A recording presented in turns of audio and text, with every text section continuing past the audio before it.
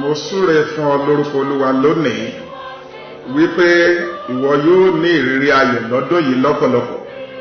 Nínú ọdún yìí ayọ̀ Ọlọ́run yóò jẹ́ agbára rẹ. Olúwa yóò gbé ọ ga ju àwọn ẹlẹgbẹ́ rẹ lọ lọ́nà tó tayọ lọ́dún yìí. Lórúkọ Jésù, Olúwa yóò sọ agbègbè rẹ di ńlá, yóò sọ ìdílé rẹ di ńlá, yóò sọ iṣẹ́ rẹ di ńlá. Láti àkókò yìí lọ, lórúkọ Jésù, o ò ní rógun àìsàn, o ò ní rógun ìdágúnlẹ̀, ìwọ ò ní bá wọn kúkú àìtọ́jọ́. Lórúkọ Jésù, o ò ní kúkú èsì. Mo gbàdúrà fún ọ lónìí wípé májẹ̀mú àti ìlérí Ọlọ́run fún ayé rẹ yóò wá sí ìmúṣẹ lọ́dún yìí, ní orúkọ ti Bàbá, ní ti Ọmọ àti ní ti Ẹ̀mí Mímọ́. Àmín. Bíbélì tí a ó kà ó wà nínú ìwé Hébérù orí 4 ẹsẹ̀ 14 dé 15. Hébérù orí 4 ẹsẹ̀ 14 dé ẹsẹ̀ 15. Ǹjẹ́ bí a ti ní olórí àlùfáà ńlá kan tí ó ti la àwọn ọ̀run kọjá lọ, Jésù ọmọ Ọlọ́run, ẹ jẹ́ kí a di ìjẹ́wọ́ wa mú ṣinṣin. Nítorí a kò ní olórí àlùfáà tí kò lè ṣàìbánikẹ́dùn nínú àìlera wa, ẹni tí a ti dánwò ní ọ̀nà gbogbo gẹ́gẹ́ bí àwa, ṣùgbọ́n ní àìlẹ́ṣẹ̀. Nítorí náà ẹ jẹ́ ká wá sí ibi ìtẹ́ orí ọ̀fẹ́ pẹ̀lú ìgboyà, kí a lè rí àánú gbà, kí a sì rí orí ọ̀fẹ́ láti máa ranni lọ́wọ́ ní àkókò tí ó wọ̀. Èyí ni ọ̀rọ̀ Ọlọ́run. Kí Olúwa kó bùkún ọ̀rọ̀ rẹ̀ fún ìgbàlà ọkàn wa. Àmín. Ẹ jẹ́ kí a tẹríba láti gbàdúrà. Ọlọ́run ayérayé, a gbé ọ ga nítorí pé alágbára ni ọ́. A dúpẹ́ fún orí ọ̀fẹ́ tẹ́ fún wa láti wà láàyè lónìí. A dúpẹ́ nítorí pé ẹ dá wa sí. A dúpẹ́ nítorí pé ẹ pa wá mọ́. A dúpẹ́ Ọlọ́run wa nítorí pé ẹ ń dáàbò bò wá. Jésù ọmọ Ọlọ́run, gba ọpẹ́ wa. Àkókò náà nìyí láti gbọ́ ọ̀rọ̀ rẹ. Olúwa tìkára rẹ wá bá wa sọ̀rọ̀. Fún wa ní etí gbọ́ àti àyà ìgbàṣe. Gbogbo ọkàn tó ń gbọ́ ọ̀rọ̀ yìí lónìí, lórúkọ Jésù, ẹ ó yè, ẹ ó sì di alábùkún fún. Bẹ́ẹ̀ ni yóò rí, ní orúkọ Jésù Kristi Olúwa wa. Àmín. Orí ọ̀rọ̀ tí a ń kíyèsí lónìí òun ni wíwá sí ìtẹ́ orí ọ̀fẹ́ pẹ̀lú ìgboyà. Wíwá sí ìtẹ́ orí ọ̀fẹ́ pẹ̀lú ìgboyà. Ará olùfẹ́, ènìyàn Ọlọ́run, a ní láti rán ara wa létí pé ọdún yìí ó jẹ́ ọdún orí ọ̀fẹ́ àti àlàáfíà fún wa. Bí ó ti wà nínú ìwé Ìfihàn orí 1 ẹsẹ̀ 4.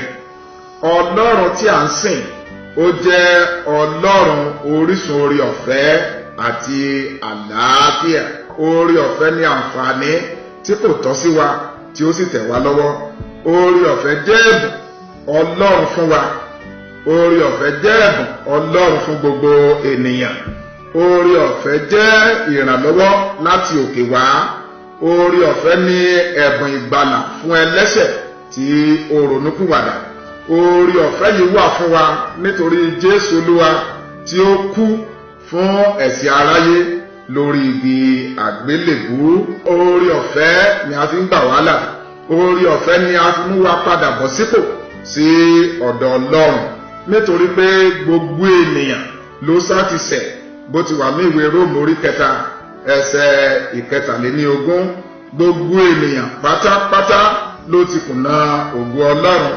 Róòmù orí 3 ẹsẹ̀ 17. Gbogbo ènìyàn ló sì wà lábẹ́ ìbínú Ọlọ́run, bí ó ti wà nínú ìwé Éfésù orí 2 ẹsẹ̀ 3. Orí ọ̀fẹ́ Ọlọ́run ni a fi di ajogún ìjọba ti Ọlọ́run. Orí ọ̀fẹ́ ni a fi ń rà wá padà. Orí ọ̀fẹ́ la fi bá wa làjà sí ọ̀dọ̀ Ọlọ́run. Orí ọ̀fẹ́ la fi rí ìdáláre gbà lọ́wọ́ Ọlọ́run. Orí ọ̀fẹ́ kan náà òun ni ó kà wá kún àwọn àyànfẹ́ ọmọ Ọlọ́run. Kí hallelujah. Lọ́dún tí ó kọjá, ọdún 2020, orílẹ̀-èdè àgbáyé la làásìgbò kọjá. Àrùn COVID-19 tí a mọ̀ sí coronavirus bẹ́ẹ̀ ni gbogbo orílẹ̀-èdè ló mọ̀ lára. Orílẹ̀-èdè Nàìjíríà náà ní àwọn ìṣòro tirẹ̀ bíi àwọn ọmọ ogun onísùmọ̀mí, àwọn Boko Haram, àwọn Fúlàní darandaran, àwọn ajínigbé gba owó.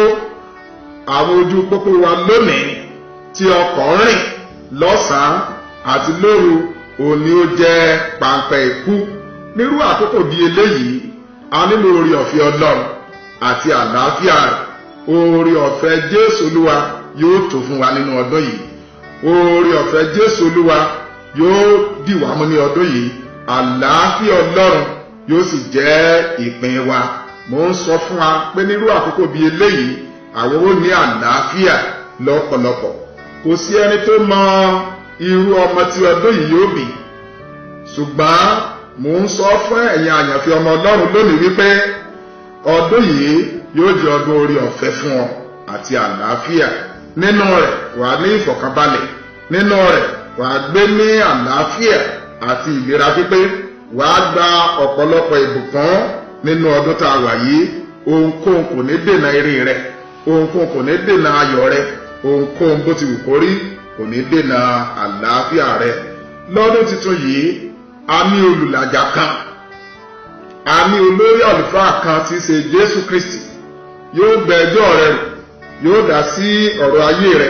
Jésù Kristi ó ní ọmọ Ọlọ́run, ó ní aláàánú, ó ní olóore, ó ní olùgbàlà, olùràpadà, olùpèsè, oníṣègùn ńlá ni. Olúwa wa tí ó jẹ́ ohun gbogbo nínú ohun gbogbo fún wa. Ké hallelujah. Jésù Kristi ni olórí àlùfáà fún àwọn Júù, àwọn ọmọ Héférù. Olórí àlùfáà ni ọ̀gá pátápátá, aláṣẹ nínú ọ̀rọ̀ ẹ̀sìn àti ìsìn. Ó nìkan ló ní agbára láti wọ inú ibi mímọ́ jùlọ lẹ́ẹ̀kan láàrin ọdún láti ṣe ìwẹ̀nùmọ́ fún ẹ̀ṣẹ̀ àwọn ènìyàn, bó ti wà ní ìwé Lífítíkù orí 19. Gẹ́gẹ́ bí olórí àlùfáà, Jésù ni alárinà wa pẹ̀lú Ọlọ́run. Jésù ni ó ń gbé ẹjọ́ wa wí lọ́dọ̀ Ọlọ́run. Òun ló fún wa ní ìdánilójú ìdáríjì àwọn ẹ̀ṣẹ̀ wa.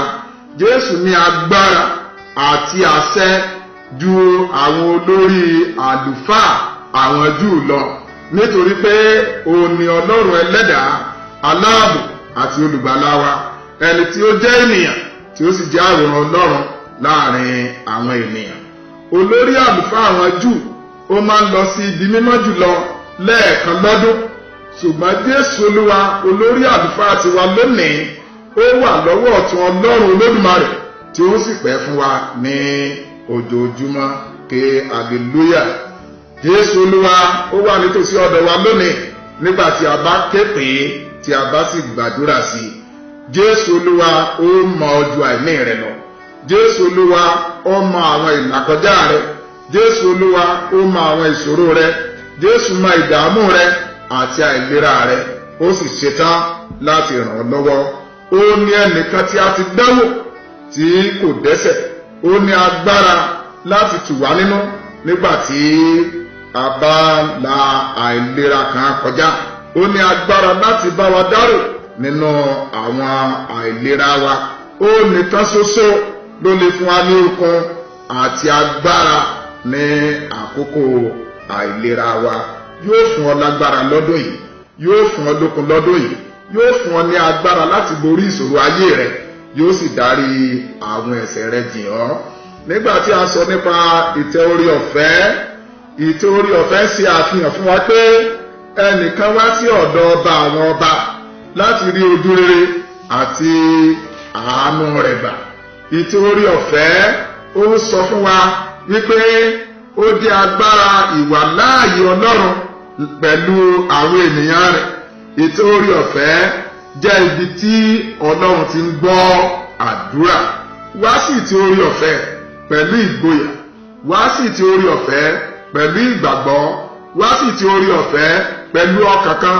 Má ṣe sójó, má ṣe bẹ̀rù, má ṣe jẹ́ kí orí ọkàn rẹ kó tẹ̀bà. Wá sí ìtẹ́ orí ọ̀fẹ́ pẹ̀lú ọkàn tó ń retí láti rí nǹkan gbà lọ́wọ́ Ọlọ́run. Àdúrà ní ọ̀nà láti rí Ọlọ́run ní ibi ìtẹ́ orí ọ̀fẹ́. Wá sí pẹpẹ orí ọ̀fẹ́ lónìí pẹ̀lú ọ̀wọ̀ àti ìrẹ̀lẹ̀, nítorí Ọlọ́run wa ní ọlá, Ọlọ́run wa ní ìyìn. Àdúrà ní ọ̀nà láti rí Ọlọ́run ní ibi ìtẹ́ orí ọ̀fẹ́. Wá sí pẹpẹ orí ọ̀fẹ́ pẹ̀lú ọ̀wọ̀ àti ìrẹ̀lẹ̀, nítorí Ọlọ́run wa ní ọlá, Ọlọ́run wa ní ìyìn. Ó ní Ọlọ́run ológo, ó ní ìjọsìn wa ni ó tọ́ sí. Wá sí pẹpẹ orí ọ̀fẹ́ lónìí láti rí àánú àti ojúrere Ọlọ́run ní ọ̀nà rẹ gbogbo lọ́dún yìí.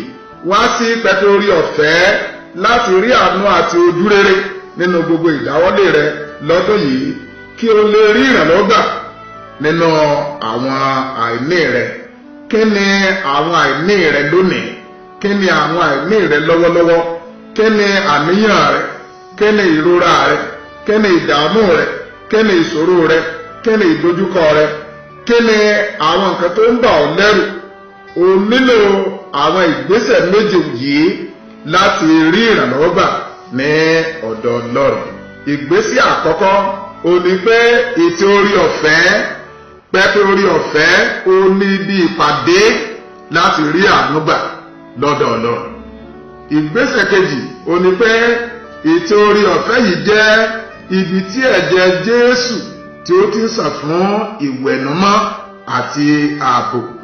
Ètò orí ọ̀fẹ́ jẹ́ ibi tí ẹ̀jẹ̀ Jésù ti ń sàn fún ìwẹ̀nùmọ́ àti ààbò.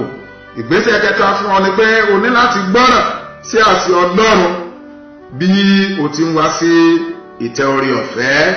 Máa béèrè fún àánú Ọlọ́run nígbà gbogbo àti orí ọ̀fẹ́ rẹ̀ láti ràn ọ́ lọ́wọ́. Ohun karùn-ún tí o ní láti ṣe ni pé ní ìgboyà, má ṣe bẹ̀rù, má ṣe ro ti ẹ̀ṣẹ̀ rẹ tọ̀ Ọlọ́run wá nípasẹ̀ Jésù Kristi, yóò sì gbọ́ àdúrà rẹ. Ìgbésẹ̀ kẹfà ni pé ké pe Ọlọ́run tọkàntọkàn pẹ̀lú ìtara fún ìrànlọ́wọ́ rẹ̀. Ní ìgbàgbọ́ nínú Ọlọ́run, yóò dáhùn àwọn àdúrà rẹ ju bí o ti lérò lọ. Pé Jésù Olúwa lónìí arákùnrin, pé Jésù Olúwa lónìí arábìnrin. Òun ni orísun oore ọ̀fẹ́ àti àlàáfíà. Ìwọ yóò yọ ayọ̀ ńlá lọ́dún yìí, wàá sì jẹ́rìí sí agbára Ọlọ́run.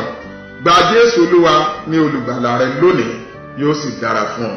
Tẹrí ọkàn rẹ bá, jẹ́ ká gbàdúrà. Ọlọ́run ayérayé a gbé ọ̀gá. Bàbá, gba ọpẹ́ wa. Ọlọ́run olóore ọ̀fẹ́ àti àlàáfíà, mo fi àwọn olùgbọ́ ọ̀rọ̀ yìí lé ọ lọ́wọ́ lónìí.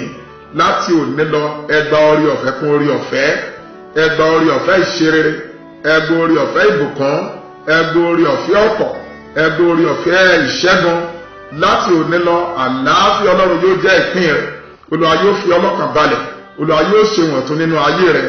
Lọ́dún tá a wà yìí, wàá ní orere láti tọ́ka sí, ẹ̀rí rẹ̀ yóò sì pọ̀, bẹ́ẹ̀ ni yóò rí, ní orúkọ Jésù Kristi Olúwa wa. Àmín.